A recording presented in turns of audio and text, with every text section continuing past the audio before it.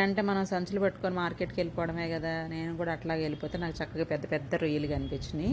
400 తీసుకున్నాను. అది ఒలిచేసిందనమాట. ఇంకా అయి సరిపోవేమో అని చెప్పి మళ్ళీ తీసుకొచ్చి నేను ఇంట్లోనే ఇంకొక రూ. 100 ఒలుచుకున్నాను.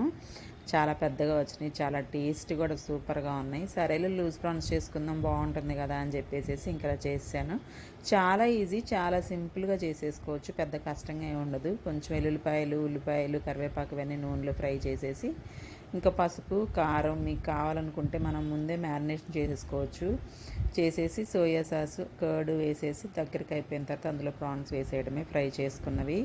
చాలా ఈజీగా అంటే మనం తిన్నట్టు ఉంటుందన్నమాట. కొంచెం కడిగేసుకున్న తర్వాత సాల్ట్, పెప్పరు, ఒక ఎగ్ బీట్ చేసేసి అందులో వేసేసుకోండి. అలాగే కార్న్‌ఫ్లవర్ వేసేసి డీప్ ఫ్రై చేసుకోవడమే.